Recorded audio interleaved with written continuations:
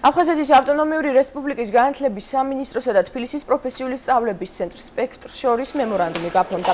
თანამშრომლობის მემორანდუმის თანახმად ცენტრი იღებს ვალდებულებას გადაამზადოს აფხაზეთიდან დენილი და ოკუპირებულ ტერიტორიებზე მცხოვრები ახალგაზრდები როგორც გრძელვადიან, ისე მოკლევადიან კურსებზე, ხოლო სამინისტრო სასწავლო ცენტრში არსებულ სპეციალობებზე დაინტერესებულ ახალგაზრდებს თავად წარადგენს.